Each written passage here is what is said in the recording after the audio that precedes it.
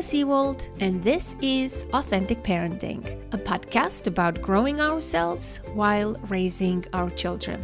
I'm a psychologist, educator, and parent coach. And on this podcast, I explore how you can connect to your authentic self, practice radical self-care, and raise emotionally healthy children. Let's break the cycle of generational trauma for a more peaceful, kind, and compassionate world. Today, the truth about menopause, symptoms, solutions, and finding the gifts in midlife. My guest today is Tamsen Fadal.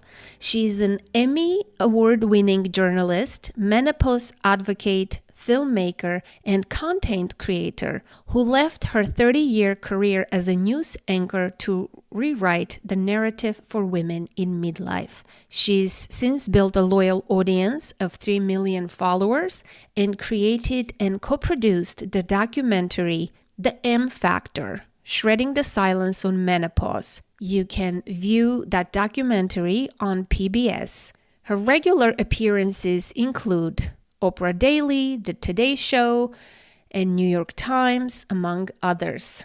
Tamson lives in New York City with her husband, and I'll have links to her website, social media, and resources in the show notes. Today, we delve into an essential topic that touches the lives of so many women, the journey through perimenopause and menopause. Tamsen is the author of a new book called How to Menopause: Take Charge of Your Health, Reclaim Your Life, and Feel Even Better Than Before. In this episode, you'll hear a powerful conversation that aims to shift the narrative around menopause.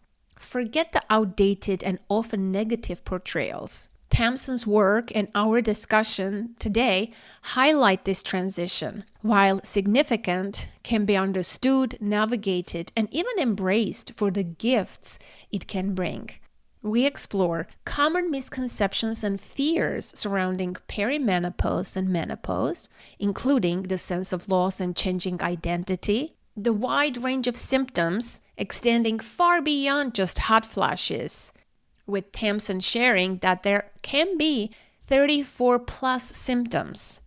Crucial information about hormone therapy and non-hormonal treatment options, the vital role of lifestyle changes, including nutrition, with a focus on protein and anti-inflammatory foods, the significance of quality sleep, and the benefits of exercise, especially strength training and walking. The important topic of how different ethnicities can experience perimenopause and menopause differently, with Black women, for example, often experiencing earlier, more severe, and longer-lasting symptoms. She shares a little bit about the documentary M Factor and so much more. Tamsen talks about her personal journey and provides invaluable insights from her book, which even includes a resource guide and recipes. Get ready to feel more informed, empowered, and less alone in this natural and significant phase of life. Please enjoy, and thank you for listening. Well, Tamsen, welcome to the podcast. I am really excited to have you on today. I'm so excited to be here. Okay, great. So your book landed on my desk at the time when I was reading another book, a fiction book, in which the character is a 45-year-old woman. She's talking about perimenopause and her fears and how negatively she depicts it. And it was quite interesting. And thank God I read your book, because if I only had read the fiction book, I would be devastated as a woman of a certain age. So I'm excited to see that coming out in more books now, though. I think that's a tremendous sign to see that we're finding that in media now, like we never have before. that's a sign that culture is changing, right? Absolutely. So, but the way she was talking about it as if, okay, menopause is coming, my life is ending. What can I do how can I get sex in this short amount of time because my hormones are going to decline. And the way it was portrayed, I was like, oh my God, like is this what's going to happen to us? But reading your book, definitely, I also read The Gifts of Menopause, and I'm like, ah, thank goodness. So, Oh, thank you. I got to tell you, if you can't walk around life feeling like it's all going to be crap, and depleted. And so I wanted to make this a book where I said, what if I told you, here are all the symptoms, here's the solutions, and here's what's going to happen on the other side of it. And that was really important to me because I didn't know what was on the other side of it. And because a lot of us were never told that, we have been feeling very confused and very frustrated and very afraid. And so I feel like having that information can make this journey a lot, I wouldn't say simpler, but a lot better. A lot better. yes, I mean, with information, you feel understood, right? You feel empowered for sure. Yes. And knowledge is power, you gain your power back. But the first thing I want to ask you is you write in the book 5 things I wish I knew before I began the menopause journey. I want to begin with that. What were some of the things that you wish you knew before you started this whole journey of writing about it or making the documentary? Yeah, I mean, look, I really didn't know anything about it. I lost my mom at an early age, and it was just never anything that was talked about or discussed. And I guess, the most important thing for me is that, this was the kind of book that I wish I had when I was 40 years old. But I think the first thing is that, we don't have to go through this alone. It's really, really important. Women want conversation, they want connection about the topic. And that's what we tried to provide them with the documentary and the book. March 1st, there's a World's Hottest Menopause party to celebrate because I think this should be a celebration because there are gifts to it. I think the second thing is that symptoms can last as long as they do. I had no idea that symptoms could last anywhere up to 10 years, but and it can go beyond that too. So I think it's important to recognize that menopause, you can be in postmenopausal a third of your life. The third is how widespread the symptoms are, and the fact that they're not just hot flashes and not just something to haha laugh about in a movie. They can be really debilitating for a lot of women, especially brain fog. I think four is that there are solutions to help with the symptoms, hormonal and non-hormonal. And then the fifth one would be that you have to give yourself a chance. It's called menopause, and we try to make a play on the word, pause, but I really think it is important to do that. I think it's important to give yourself a little bit of a slowdown so you can address symptoms and transition through them, not have them just feel like, your life is destroyed and you don't know what's next. There, you will go through them, but you do have to address them and take some time for yourself. Yeah, I think the terminology is so important, right? That the 3 phases, there's the perimenopause, the menopause itself, and the postmenopause. And I feel like as a woman, we're like never free of this whole thing, right? When you're young, you're dealing with the hormones and the PMS and the period, and then postmenopause, it's still, you're dealing with It's stuff. still there. It's still It's it's still holding on. it's still there. So I guess we have to embrace that this is what a woman, being a woman means. I remember when I was young, I'm like, oh my gosh, I am looking forward to the days when I will never have my period. But now that I am almost 51, I'm like, no, can this last a little longer? Well, but perimenopause, is really probably what you're in right now, I would assume. And, some of the hardest, those are some of the hardest roller coaster years because your hormones are all over the place. They're fluctuating quite a bit. And you wake up feeling one way one day and one day the next day and sleep and not sleep. And so that can be the most frustrating. And I think when you've gone past this, I think some things kind of level out a little bit, really. And I think that that's a beautiful place to be. Yeah. So in my community, the authentic parenting listeners, we have a support group. And in the recent times, the topic of perimenopause has been top of mind. So I am hoping this conversation will help a lot of people because, like you write in the book, the symptoms of perimenopause can be misunderstood for a lot of other things. And, they start as early as even the late 30s or early 40s, right? And many people don't. I have a friend who is 48, and when I told her that her, LDL cholesterol and blood pressure and all those symptoms of anxiety that she's experiencing could be because of perimenopause. She said, "Are you kidding me? That's not a thing." I'm like, "That is a thing. Believe It's a me, thing. it's a thing. It's It's a thing. it's a thing." So I want to also share your story. I think it's so important to start with that. What happened to you and how did you learn that you were going through perimenopause? Yeah, I had no idea. I was actually in full-blown menopause. I was anchoring the evening news that I had done for 30 plus years. And one night I just got kind of taken over by heart palpitations and hot flash, and I ended up on the floor of the women's bathroom at work. And I had no idea what that was. I didn't know the word perimenopause. I didn't talk about the word menopause because I thought I was too young for it, even though I was 49 at the time, the exact age, that most women are in this transition. And I went doctor to doctor, and I really didn't get any real clear answers. I heard stress, I got on antidepressants. And then I got a note in my patient portal after a blood panel, and it said, "In menopause, any questions?" And that's how I learned. And after I was like, what? Yeah, I'm too young for that. That's for old people.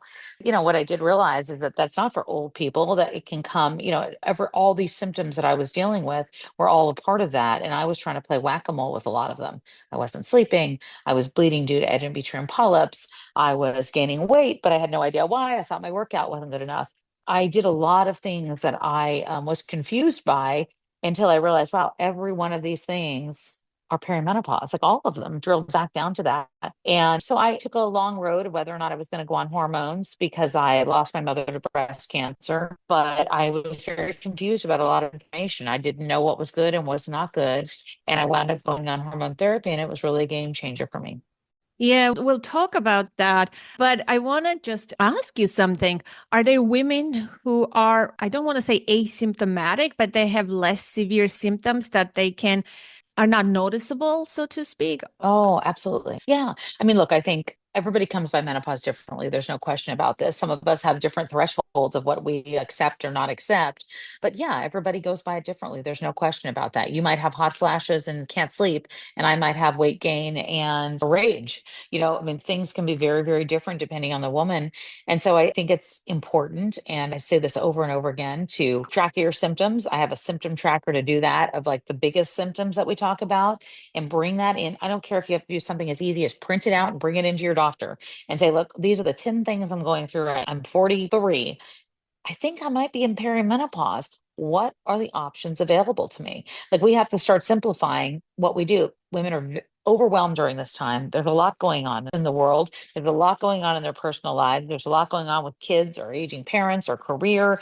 And we have to start simplifying how we help women with this so they can bring in some symptoms, understand what they're going through, and then decide whether that provider is going to be able to give them the solutions they feel comfortable with. Understood. And like you said, the symptoms are not just the hot flashes. In fact, you list 34 symptoms in the book. Yeah. Yes, there's a lot of different symptoms in the book, and there's 34 plus. And, there's a researcher that recently did one, said there's actually 103. So I'm going with 34 because I think 103 feels very overwhelming, but that's for like more technical reading. But yeah, there are a lot of symptoms, and some of the symptoms that you might not expect and you might attribute to other things. There's anxiety, there could be depression, there could be abnormal periods, not being able to sleep, hot flashes. Heart palpitations, dry skin, low libido, dry kind of everywhere. There's been other things such as bloating, constipation, anxiety, breast soreness, cholesterol changes. I had that. I had low, low, low cholesterol. And then 2 years ago, I had high cholesterol. So, brain fog is another big one. I think that is very, very debilitating, especially when women are, trying to tackle so much all at the same time. Yeah, hair thinning, hair loss. Like I feel like my hair is not the Hair same, thinning, hair loss, right? huge. The Yeah. the brittle nails, breaking their nails. Yeah. A Yeah. lot of women don't associate that. Yeah. A lot of women don't associate it with that. And it's why I did a whole beauty area in the book, because somebody said, "Why do you do a beauty section in the book?" And I said, hair, nails, skin, all of it is affected. And some of the products that we've always used might not perform as well when your hormones are changing. Yeah. Well, you know what I loved about the book? I mean, I loved a lot of things about the book, but I also really enjoyed that you included a rich resource guide in the back of the book. And it's really wonderful to have that. And I just like this is like the only book probably you. I love your post-it notes. It makes me so happy. I also love the title, How to Menopause. I think maybe this is the only book you need to understand what it is and to take charge. And there's so many helpful tips. I want to talk about the fears.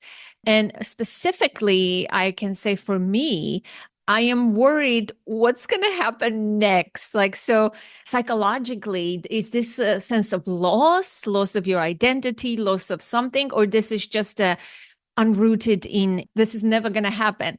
Did you experience a sense of loss, like visibly? And specifically, what kind of fears do people experience when, when they are in perimenopause and approaching this menopause? Yeah, I think that's such a great question. I think that I did experience loss. I did feel like that, though I didn't really know what I was experiencing. I talk a lot about it in the book. I kept waking up going like, now what? Now what am I supposed to be doing? I've got my career, I've got my this, I've got my that. I'm here. This is supposed to be like not supposed to feel anything but freedom. And I didn't really feel like that at first. So I don't think it was lost so much in not having a period anymore. I did initially, when I heard the words, I turned to my then boyfriend, now husband, and I said, I can't have children anymore. Now I was 49. And he goes, I thought we already covered that. And I go, I know, but now I officially can't. And so, I was like, what am I? Can you imagine? Like, no man would even know what to say. And so he was, to his credit, he's been wonderful. Some of the things that come out of my mouth, I can't believe. But yeah, I think that there's a feeling of that loss. I think more if you can tackle the symptoms because you know what you're dealing with in advance, I think it's less about loss and more about, okay, now what are the gifts? And I think that that's what I've come to see on this side of things. I don't think that this side of things takes 10 years. I think this side of things is, hey, I've tackled the symptoms and now I feel better about having control over that. And now I move into what I want. And there is some freedom with that. There is some freedom with this next chapter, perimenopause or menopause aside, but just with this next second chapter, third, fourth chapter we have in midlife, and the fact that it's extended out so much longer than it's ever has before. I mean, it's really incredible. Every once in a while I wake up and I go, how did the average age become that of what we're going to live until? So I think that my goal in all of it is to make sure that women tackle these physical and emotional symptoms so that they can really enjoy this next part of life. And I wrote a chapter called, the not so fine silver linings, the not so final chapter, because I don't believe we just have a second chapter. I think we can have many as we want. Yeah. And some of the things you wrote under the fears in the book was like not feeling sexy, feeling irrelevant, feeling invisible, right? Accepting that window of fertility is closed, specifically like feeling old. I hear that from a lot from women, I think. But I'm so glad that this conversation has started. We're talking even on the Authentic Parenting podcast. It's like we started the conversation. It's in the fiction books these days. So I know, I love that. What was the fiction book you read? well, so that book is called All Fours. It's by Miranda July, and it's like a bestseller, and people talk about this, but I did not like the book. I hated the heroine and specifically hated the way she portrayed perimenopause, and it was just so depressing and negative. And We're going to keep you focused on the gifts. yes, yes, let's talk about the gifts. But I would not recommend that book. A friend of mine recommended on the podcast, but she made crazy decisions. Yeah, I've never met a woman who makes those kinds of crazy decisions just because they're going through perimenopause. I love that. I love that. I love your honesty about it. Another thing is, I have a daughter who is almost 17. And I already, well, she saw me reading this book. She's like, Mom, what the heck? Are you reading about menopause? You're not a menopausal woman. I'm like, but I am in perimenopause. She's like, what is that? And so just imagine having a conversation with my 17-year-old about all of this. Mhm. I started having this conversation in my late 40s. I learned about perimenopause in my late 40s. Well, but isn't that going to be amazing though? Yes. Well, me too. I learned about it after I hit the floor. But imagine how great and easy, much easier it's going to be for her versus what you and I have gone through because it's not going to be a weird word. It's going to be like, period. It's not going to be a word that is scary or intimidating or frightening or something to dread. And that excites me for her. And who knows what advances are made when she is that age. So I do get excited when I hear about that and I hear young women just even inquiring because I think that's so important. And that's who we're doing this for. Yeah. Well, let's talk about helping women feel better during perimenopause. You mentioned that you went through hormone replacement therapy or hormone therapy after a while, right? So, is that forever? How long is hormone therapy? Do you feel better? When do you feel better? Just illuminate me. Yeah, hormone therapy is not for everyone. There are certain women that cannot take it depending on contraindications. For a majority of women, it's fine. For me, it was something that I wasn't sure about. And I decided after a few years to go on it. It was a game changer for me. It changed the way I sleep. It changed the way I feel. It changed my libido, changed my anxiety, my up and downs that I would have.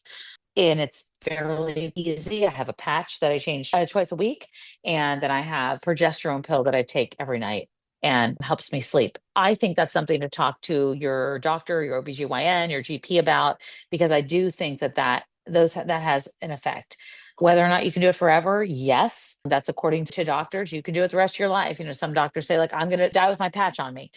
Other women decide that, this is not what I want anymore. For me, what's important to me is think about long term and think about my heart, my brain, and my bones. And that's the long term ramifications of that lack of estrogen.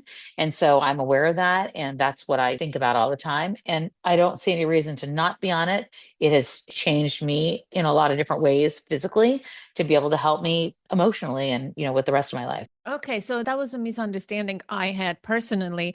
You just taught me something that I thought hormone therapy is for a period of time until you get better and then you stop. So, okay. Yep. And then, there's a lot of different questions of if you have been in menopause for a certain amount of time, how long after you've hit menopause, if you weren't offered it, most people say that window of opportunity once you hit menopause is about 10 years if you want to start hormone therapy. A lot of doctors have different thoughts about that, but that's that window of time that most recommend. Oh, I see. So you start hormone therapy when you already hit menopause? No, no, no. You can start it in perimenopause, but if you haven't started it after you hit menopause, a lot of women were not offered it. And a lot are saying now, like, hey, I was never offered that. And I went into menopause 15 years ago. Is it too late for me? And so that's, a question that a lot of the doctors look at that research. We still have so much research we have to do and has not been done. So much has been unfortunately done and not done to a way that's been beneficial to women in any way. And that's a lot of what the advocacy and the fight are about right now is to make sure that women can feel whole and can feel not confused, not have to go to Google to figure out what to do best with their bodies. Yeah. Is there anything else I didn't ask you about hormone therapy that because I'm simply unaware that is important to? Yeah, no, I think that what is important to share is that vaginal estrogen is pretty much safe for everybody, every woman to use. A lot of women have, their tissue gets very thin as a result of a lack of estrogen. Sex gets painful, libido goes down. Vaginal estrogen is one thing that women, even who have had a history of cancer, have said to be eligible for. Obviously, you have to check with your doctor, but I think that that's something that is overlooked in a lot of different ways and women are afraid of and should not be. I see. I see. And how about other non-hormonal type of treatments? There are some non-hormonal pills that are out on the market that help with hot flashes. Vioza is one of them. I think that there's going to be more that come out and roll out as we go on. This is the conversation that is at the forefront right now. When you talk about other non-hormonal options or the lifestyle changes, there's supplements that some women feel can be helpful. There's still a lot of research that needs to be done on those. For me personally, I take vitamin D and K2. That's a big one for me. I'm very low in vitamin D. Magnesium has been a game changer to help me sleep. And I don't eat meat, but protein is a big part of what goes on right now and trying to, to maintain muscle. And so I do try to make sure that that's front and center in my mind every day to deal with or try to get as much in as possible. It's not always easy. I'm right there with you. I'm not a big meat eater, although I do eat it occasionally. I was a vegetarian for years, but since I'm doing strength training, I have to up my protein. And I've noticed significant changes in the past 3 years in how I eat and how I exercise and all. It makes a big difference. Yeah, definitely does. So my OBGYN asked me about the non-hormonal treatment, and I was very impressed that she brought it up. So that was good. Well, good. Then you have somebody that is willing to have those conversations, and that's a really big deal. hmm Let's talk about lifestyle changes, workouts, exercise, nutrition, sleep, all of those things. I think these are the fun stuff that we can do. Those are the fun things I like. Let's talk about nutrition first. Yes. I think, protein, we've already kind of addressed protein a little bit, but protein is just a really, really big deal. For me, I've tried to really focus on the anti-inflammatory part of things because I've just noticed my body changes. My body changed. I feel different. I can't do what I could do before. I can't drink two glasses of wine and feel great the next day. I just can't. My body is metabolizes sugar very differently now. Hormones, is it menopause? Is it age? I don't know that we know exactly what that is, but I am aware that my eating has changed significantly. I do fast. It works for me. I break the fast and try to make sure that protein is part of, I call it the hot girl menopause smoothie because I had to try to make it fun for myself and entertain myself with it. But I make sure that's packed with a lot of the different things I have to take because I'm not a pill swallower. So I'd like to just have all my stuff in one thing if I can do that as much as possible. Anti-inflammatory, greens, Mediterranean diets, just quite frankly, the easiest diet, and doesn't make me have to eat things I don't want or think about things that are not that I don't look forward to. And I'm Lebanese, so I grew up on it. So it worked out really well. It wasn't cool when I was young. It's kind of cool now.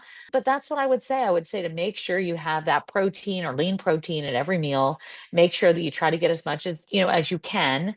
I would try to make sure that I'm paying attention to sugars, hidden sugars especially. I mean, we know a lot of these, very basics. And I would also pay attention to what your body does. Like fasting or what worked before might not work now. You might need to have those 3 meals to make sure that you get everything in. I've stopped eating a lot earlier now, and I definitely feel better in the next morning. I used to do the evening news, so I would get home and have a snack at, midnight. I don't do that anymore. It just doesn't make me feel good. And it becomes more of a habit than a rule. Yeah, I agree. If I eat later in the day, I will never fall asleep, disturb my sleep for sure. Sugar, I think sugar is a big one, and the carbs. I've noticed that, I am a very low carb person. I don't eat sugar, added sugar, and definitely like I don't drink. And I can see when I do use those ingredients, there's an immediate shift in how I feel, and it's just 100%. not pleasant. 100%. It's not pleasant. That's it. And I guess I've learned like I'm investing in my tomorrow, right? Somebody said that to me over the summer and I took it and I was like, oh my gosh, that is my favorite phrase.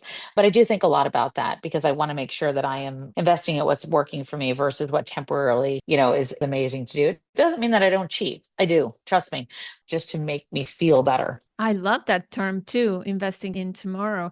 Sometimes I remind myself, I know. I loved it. mine is a different version of that. I say, what would my future self say about this right now? Perfect. Same thing. It Perfect. deters me from engaging into like, if I don't want to exercise, I'm like, what would my future self think about this? I'm like, no, no, no. I got to push myself to go to the gym. Oh, I was going to say, I interviewed Sherry Shepard, the talk show host and comedian, and she said to me, I said, you work out every morning so early before you do all this other stuff. How do you do this? And she said to me, I don't say I have to work out. I say I get to work out. And that has made all the difference in the world. And I thought, well, that is just darn great. So I've been saying that to myself now. I get to do this. I get to get on this Zoom. I get to make a phone call. I get to. So I'm like, oh, this changed everything. So if I can impart her words, those are Sherry Shepard's words that I am living by. So I really like them. I really like that. Yeah, we get to because like at our age, I meet some women of my age and they have arthritis, they have all sorts of things, and we have to be grateful for the body that we have today and invest in the tomorrow. Man, Mediterranean diet, I agree, and I'm Armenian, very close, similar diet. My favorite diet.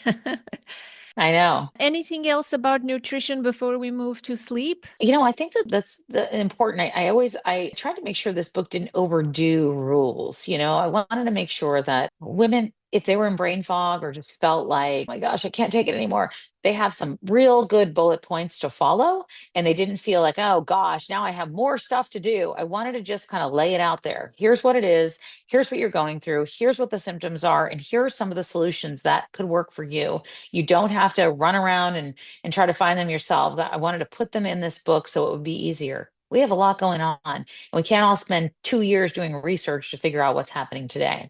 Yeah, speaking of the food, and I love this resource cheat sheet in the back of the book, what to eat. I love those. Those are my favorite things. It's this is so good, like for brain fog, you can eat blueberries, eggs, almonds, walnuts, flax seeds. For hot flashes, maca powder. I started using maca powder in the recent months, and I don't know if there is a difference, but I think it's useful, right? Listen, if it is working for you, then let it keep working for you. Yeah, yeah. For mood swings, fish, vitamin B6, vitamin D and K, like you said. I think this is even good for teenagers. I think a lot of teenagers, maybe they're not eating nutritiously healthy meals and they're lacking some vitamins and they have mood swings and things like that. Acne, right? It's related to the hormones, Well, I right? mean, we're going through the same thing. We're going through hormones. These are hormone shifts. That's what they are. My little nephew asked his mom, "What Aunt Tamsen always talking about this menopause?" He's 13. And she said, "Well, just like how you're going through puberty, Aunt Tamsen's doing the other thing." So I said, "Oh, that's great. Very, very true." That's funny. Yeah. So, sleep. What can we do to get better quality sleep during perimenopause, which changes dramatically? Yeah, it really does. I mean, I think understanding the number one, sleep enemy is that decline in estrogen. It triggers a lot of things. It triggers the night sweats, the hot flashes that occur at night. Women are like, I woke up in my bed, it was soaking wet. Like, what is going on? And then, that can trigger insomnia. So estrogen is, a really, really big part of understanding that. I do a couple of things. Hormone therapy has helped me a lot. There's no question about it. It has. I know it's not for everybody. I do think that I've done a couple of different things. I keep my bedroom very cool because I'm miserable if I don't. I'm the leg in, leg out, leg in, leg out. But that's just been very normal for me. I'm trying to go to bed and get up at the same time every day. It's a really big deal. A schedule is huge for me. Again, does it switch? Of course. But I try to just make sure that I get, even if I slept badly, I get up the same time the next morning because that's the only way I'm going to be able to catch up the next day. My bedroom, my husband thinks I'm a little crazy, but I went through and I've put tape over all the little lights that we don't even realize in the dark, just so they don't distract me. And that's been a really, really big deal for me. And those are the areas of like trying to make my bedroom comfortable and make my surroundings good. I've stopped the caffeine past a certain time because it really does, it stays with you within 6 hours. So if you're having it up to before 6 hours of bedtime, that's a struggle. And alcohol the same way. And I think you and I have already talked about the meals. And then when it comes to actual sleep, melatonin's been out there for a long time, but I really prefer magnesium. Magnesium has worked wonders for me. It's helped me with a lot of different things. It doesn't cause stomach issues for me. It's just been very helpful. And when I feel like, oh, it didn't work the night before, I'll just increase the dose a little bit the next day. I see. Yeah, tart cherry juice is good, I heard. And I think, Tart cherry juice is another good one too. Yep. yeah, you wrote that, I think about that in the book. I think, but the two biggest one where most people don't get right is going to bed around the same time. It's so hard sometimes, right? It's right. It is hard, but if you consistently commit to a bedtime routine around the same time, it's so important. And upon waking, I think going and seeing the natural light, even if there is no sunlight, that's also another thing to set your circadian rhythms, right? To prepare you for better sleep. It starts from your wake hours. Yeah, it um really, really but does. who goes outside? It's cold these days, especially in the Northeast. I know it's 27 degrees out here. It's Yeah, crazy. yeah, It's crazy. yeah. Exercise. Let's talk about exercise. We talked a little bit about weightlifting and strength training. I think it's huge for women. It is. It is. And it's important to know that like what maybe worked before doesn't necessarily work now. I mean, I was the girl that, jumped on the treadmill, had a pile of sweat under the treadmill. Then it was, you know what I mean? Then I was like, okay, that was my workout. I'm done. I can go eat what I want. It changed a lot for me. I really do pay attention to strength training. I pay attention to ways to, bring my body back to basics, I guess, to just feeling really good about it, whether I'm doing resistance training, whether I'm doing a lot of walking, however I'm doing it, I think it's really important. And I also think that it's important to, make sure that you get a little bit of all of it in. I walk with weights, I do the weights in the gym, and then I also incorporate cardio. Yeah, we've known about this, but as we age, as women age, it's important that we strength train. And I think most people have this misconception that, oh, you're going to bulk up. Well, it's not going to be a problem for us, Yeah. That's not going to, in fact, we're going to work so hard to build muscle, we're not going to bulk up. Trust me. Yeah. No, you're not going to bulk up. Yeah, and it makes you feel better because stress is another aspect, right? It's exercising is good for combating stress. Yeah, it sure It is. sure is. It sure It makes you is. feel better right after. I know you are a big fan of walking. Tell me more about walking and what you know from science. I'm a big walker as well. Reading your book, I'm like, wow, I'm so similar to this woman. we do. Oh, We, I like we, that. I like that. yeah. Good. That's great. Yes, I love yoga. I do yoga. I think yoga is good. Not for everyone, I guess, but talk to me about walking. What you know from research and science about the benefits of walking. Yeah, I mean, look, walking does so many different things. For me, I want to talk about let's just the aspects of walking with regard to clearing my head in the morning. Like walking is just it's made such a huge, huge difference in terms of me just having the time to myself a little bit and not considering it a workout. I think that that's what really bothered me for such a long time that people didn't think it was a workout. It's just so good for your brain. It increases glucose and oxygen flow to the brain. That's huge. That is slowed down when you have a decrease in estrogen. I mean, other things, the brain is, I think, the biggest part for me. There's a lot of studies out there that, have found that walking can reduce dementia by up to 50%. That was in a recent study that was published in JAMA Neurology, which I thought was super exciting. Brisk walking is another big one that just kind of helps the white matter in the brain. And I think getting outside and reducing those stress levels when you're out in nature makes a big, big difference. And there's, research that has proven that over and over again. Yeah, So my nature is Central Park, but it still you works. get what you can. I get what I can. Yeah, it's just getting out there, it changes your perspective when you It is. It also helps with the scheduling in the morning. Like I get up at my say time, I have my clothes laid out like I could jump into like a cartoon character and I get out the door and work out. And that's what I do every day. And it makes a big difference. Wow, you're pretty disciplined. I like that. Well, no, that's a fun one. That's a fun one for me because if I don't do it, I'm just going to lay in bed. I'll just lay in bed. And I forgot to mention that the book has some recipes as well, which is kind of cool. Yeah. Yeah. Well, I felt like I was talking about I was like, is recipes just a bridge too far? But I'm talking about some of the stuff and I was like, I might as well put them in there. But what we did is we created a recipe guide outside of it so you can see the QR code in there and then you can download everything else. But I wanted to put a couple of the fun ones in. And then the book has like 5 different places. I had so much stuff I wanted to give women that it has 5 different things to download. So you can download all that off the website too. Yeah. What was also surprising to me, I am looking at my notes. I didn't ask this earlier, but how different ethnicities and different women experience perimenopause, menopause differently. I'm wondering if you can say just a few words about that, how Black women, experience it, worse symptoms, right?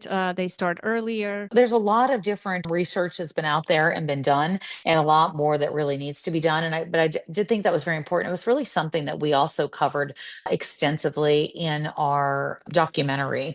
Black women often, and Dr. Sharon Malone really talked to me quite a bit about this. She's one of the nation's foremost OBGYNs, and she talked a lot about this. She's the current medical advisor at Alloy Women's Health. She said Black women in menopause enter menopause earlier, have symptoms more severe, and symptoms that last longer. So the average woman will have symptoms anywhere from 4 to 7 years. African American women can have symptoms for 10 years plus.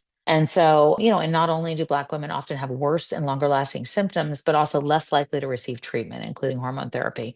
And so it was really important, we talk about it in the book, but it was really important to talk about in the documentary as well, and really go into that and go into history and go into exactly what research has been done and has not been done. Can you tell the listener how they can view the documentary, which is called The M Factor? Sure. Yeah, the M Factor, we had been giving it out for community screenings for several months, and now we have DVDs available of the M Factor online. So that's at the mfactorfilm.com. We're also doing a live master series every month, and that's also there. And you can register for the master series. You can register for one, or I think we have 5 left, or the remaining 5 of those, and join us. And the master series, what we wanted to do was provide women something beyond just the documentary and be able to give them conversations with doctors too. So they'll watch a documentary for an hour and then there'll be a follow-up conversation. Oh, that's wonderful. Yeah. Is there anything else that was important that I didn't ask that you really wanted to impart to my listeners? I want them to know that they're not alone. I want them to also know that this too passes. And I want them to really, really understand that there are options out there for them and not be afraid to talk to your doctor about it. It's so, so, so important. Mm. And my And if you don't have a doctor that listens, find one that does. Yes, yes, I love that about in the book that you wrote about that, because oftentimes, you can get gaslit by your doctor as well, right? So, and the last question I have for you is the following. Knowing what you know about menopause, perimenopause, you wrote the book, the documentary, like what would you say in the ear of that woman who was on the bathroom floor that night? Oh gosh, I would say, hey, first thing you need to do is go to your gynecologist because this is perimenopause. And second of all, I would say it's going to be okay. And this is not something to fear, but this is something to get through. Thank you so much, Tamsen. I really enjoyed chatting with you. I learned a lot from the book. Oh, you too. I'm excited about the book. I think, younger women who are in their 40s need to grab a copy and give it to their friends. We need to have more conversations to feel empowered. Thank you so much. And like you said, embrace the gifts. Thank you so much. It's so great to spend time with you. I love your questions and I love all of your post-it notes. Well, I definitely read my books before I interview my authors. I really enjoyed it, and thank you and good luck. All right. Thank you so much. That concludes today's conversation, my dear listener, and I hope you found this episode helpful and inspiring. Be sure to hit that follow button so you don't miss future episodes, and take a moment to leave a rating and review. It really helps others find the show. I would love to hear your thoughts and takeaways. Join the conversation in the Authentic Parenting Facebook group or visit the contact page at authenticparenting.com/contact to get in touch. Authentic Parenting is an ad-free show, and your donations is what makes this podcast possible. Support the show by visiting authenticparenting.com/support or becoming a patron at patreon.com. Your contributions make it possible for me to continue bringing you weekly episodes. And as always, connect to the present moment, to yourself and your children. Until next week, I am Anna Seewald. Thank you so much for listening.